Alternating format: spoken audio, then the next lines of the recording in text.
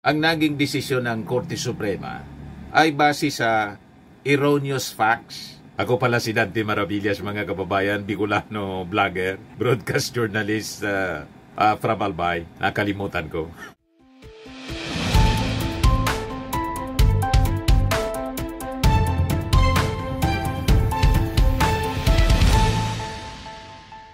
So, nagpalabas ngayon mga kababayan ng reaksyon yung spokesperson ng Kongreso sa naging desisyon ng Supreme Court mga kababayan. Ang sabi ni Attorney Princess Abante, ang naging desisyon ng Korte Suprema ay base sa erroneous facts. Ako pala si Dante Maravillas, mga kababayan, Bicolano vlogger, broadcast journalist from Albay. Nakalimutan ko. Pasensya na. Excited kasi tayo na ipaabot sa inyo itong balita. Sa kayong Palasyo Malacanang, nagpaabot na rin ng reaksyon si Jose Castro. Sabi ni Jose Castro, nirerespeto ng Palasyo Malacanang yung naging desisyon ng Supreme Court sa impeachment case laban kay Sara. Pero hindi nangangahulugan na sang-ayon ang Palasyo Malacanang with the Supreme Court ruling on BP Sara impeachment case. Malinaw na sa inyo po, mga kababayan. Unahin ko muna itong statement ni Attorney Princess Abante sa posisyon, mga kababayan, ng Kongreso. Yan galing mismo ito sa kanyang Facebook page. Sabi dito, setting the record straight, Supreme Court decision based on erroneous facts anya. Una sa lahat, nananatili ang respeto ng Kamara sa ating Korte Suprema. Subalit kami ay lubos na nababahala matapos naming matanggap at mabasa ang desisyon. So natanggap na pala ang desisyon ng Korte Suprema kung saan pinawalang bisa ang impeachment complaint na isinampa noong Pebrero 5, 2025 laban kay Vice President Sara Duterte. Ang Kamara, matapos ang masusing pag-aaral, ay mag-aain ng motion for reconsideration dahil ang desisyon na nagsasabing articles of impeachment na ipinadala sa Senado ay barred o unconstitutional ay nakaangkla sa mga factual premises o findings na mali o salungat sa opisyal na records ng Kamara. Naninindigan ang Kamara na ang proseso ng impeachment ay naayon at sumunod sa Constitution at jurisprudence gaya ng desisyon sa Francisco at Gutierrez. Sa madaling salita, ginawa ng Kamara ang lahat upang sundan ang mga alituntunin at prinsipyo ng ating saligang batas at ng naunang pasya ng Korte Suprema. So, dali-daling naglabas ng statement po yung Kamara ngayon kasi natanggap na pala yung official, yung copy, natanggap na. So, sabi ni Attorney Princess, mali yung naging batayan sa naging desisyon ng Supreme Court. Erroneous facts. Pakinggan natin yung kanyang statement, mga kababayan. Una sa lahat, nananatili ang respeto ng Kamara sa ating Korte Suprema. Subalit kami ay lubos na nababahala matapos naming matanggap at mabasa ang desisyon ng Korte Suprema kung saan pinawalang bisa ang impeachment complaint na isinampa noong 5 ng Pebrero 2025 laban kay Vice President Sara Duterte.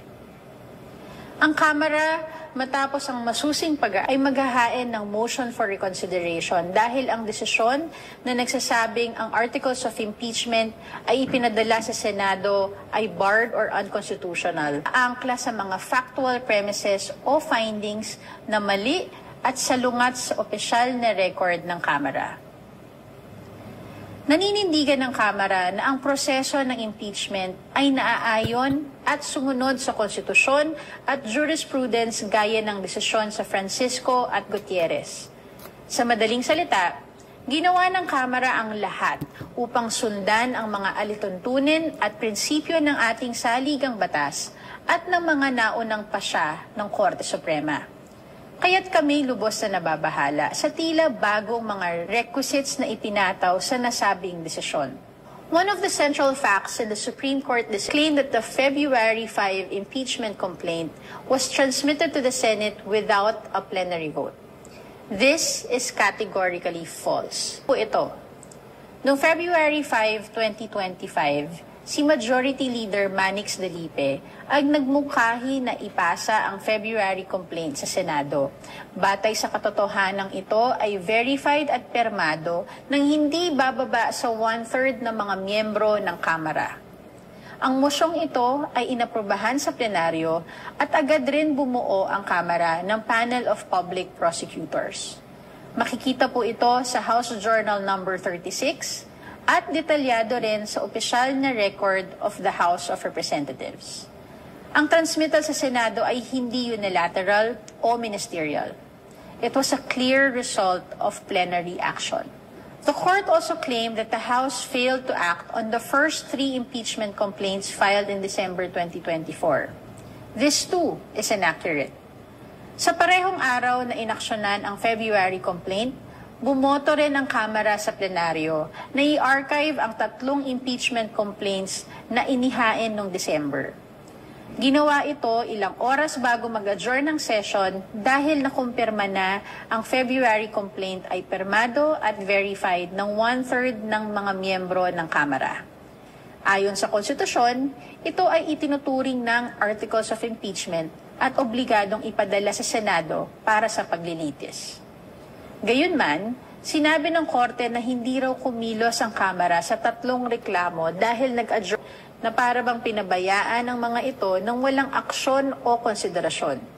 Ito ay malinaw na salungat sa opisyal na record at sa mga dokumentong isinumite mismo sa Korte Suprema. Conclusion drawn by the Supreme Court that the February complaint violated the 1-year bar is therefore grounded on a factual and procedural inversion. Ang pinakabatayang saligan ng desisyon kung saan umikot ang mga legal pronouncement ng Korte ay mali. Hindi isinama ang plenary vote, mali ang pagbasa sa timeline ng mga kilos ng Kamara, at mas pinaniwalaan ang isang news article kaysa sa House Journal at opisyal na report na isinumite mismo sa Korte. Kabahala na ang desisyon ay hindi man lang bumanggit o tumugon sa mutong ito. The Supreme Court also invalidated the articles of impeachment on the ground of due process. Ayon sa Korte, kahit ang reklamong permado na at verified ng 1/3 ng mga miyembro ay kailangan pa rin basahin ng bawat pumirma at pagkatapos ay i-refer muli sa plenaryo upang pagbotohan. Dapat din daw ay nabigyan ng kopya at pagkakataon ng respondent na sagutin ang reklamo bago ito maisumite sa Senado. Ngunit wala pong ganitong rekisito sa ating konstitusyon o sa mga rules ng Kamara. Sa madaling salita, nagbigay ang Korte ng panibagong patakaran na wala naman sa umiiral na batas. Pinawalang bisa nila ang Articles of Impeachment base sa mga bagong pamantayan ng due process para sa respondent. Meron po tayong tinatawag na Doctrine of Operative Facts. Ibig sabihin, kung sinunod ang batas na umiiral sa panahon ng pagkilos, maituturing na legal or valid ang pagkilos. Ang Kamara ay pinarusahan dahil sinunod namin ang Francisco at Gutierrez rulings, mga pasya na galing din sa Korte Suprema. It should also be said, kung due process at opportunity to be heard ang usapan, ilang beses nang naimbitahan si Vice President Sara Duterte sa mga pagdinig ng committee upang siya ay mabigyan ng pagkakataon ipaliwanag ang kanyang panig. Ngunit nanatili siyang tikom ang bibig. Correct. The House has also reviewed the now very stringent requirements imposed by the court before an impeachment complaint can move forward. These are requirements that essentially amend the Constitution and represent an unacceptable intrusion into the exclusive powers of the House of Representatives. It is for these reasons that the House will be filing a motion for reconsideration. We remain hopeful that once the facts are corrected, the court will arrive at a different and more just conclusion. Muli, ang impeachment complaint laban kay Vice President Sara Duterte ay dumaan sa wastong proseso. Inuprubahan ito ng Kamara sa plenaryo, ipinadala ito sa Senado na may buong otoridad ng institusyong may pananagutan sa saligang batas. To disregard these facts is not only a disservice to the truth, it is a disservice to the Constitution itself. Nananatiling matatag ang Kamara sa tungkuling ipagtanggol ang integridad ng ating mga demokratikong institusyon. hinihikayat namin ng publiko na basahin ang mga record, sundan ang mga pangyayari, at huwag malito sa maling impormasyon. Malinaw ang katotohanan. Nagkaroon ng botohan, naitala ito sa opisyal na talaan, at ginawa ng Kamara ang kanyang tungkulin. So, official na in-announce mga kababayan, matapos na mabasa yung official copy na send sa Kamara, yung desisyon ng Supreme Court declaring the impeachment case unconstitutional. So magpa-file sila ng motion for reconsideration. So yan ang aabangan po natin. Ngayon, doon tayo sa posisyon ng Malacanang. Sabi ng Palasyo, we respect the Supreme Court but don't always agree with them. So sabi dito sa report ng DCMM, the Palace on Sunday said it respects the Supreme Court decision blocking the impeachment case against Vice President Sara Duterte for being unconstitutional but does not necessarily agree with it. The Palace and its principal, President Ferdinand Marcos Jr. has generally taken a hands-off position on impeachment, saying it is a matter for the legislative branch. Sabi po ni Yossi Castro sa interview ng DCMM, Teleradyo, siyempre, alam naman natin kung sino ang final arbiter, kundi ang Supreme Court. Iba kasi yung nirerespeto mo ang desisyon ng Supreme Court. Iba naman yung pinaniniwalaan mo. Pinaniniwalaan mo ba kung tama ba yung desisyon ng Supreme Court? Magkaiba yun, di ba? Sabi po ni Yossi Castro. So, may pagkakataon na masabi natin na, oy, mukhang mali ang Supreme Court dito dahil mukhang hindi nasunod yung mga dating jurisprudence. Pero kapag nagsalita ang Supreme Court, wala tayong magagawa kundi irespeto ito.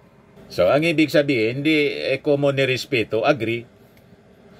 Tulad ng unang sinabi din ng Congress, nirerespeto natin. Pero gagawa kami ng aksyon. Re-review namin yung naging desisyon at pag nakita namin may diferensya, nakita nga po may diferensya, so magpa-file sila ng motion for reconsideration. Yun mga kababayan.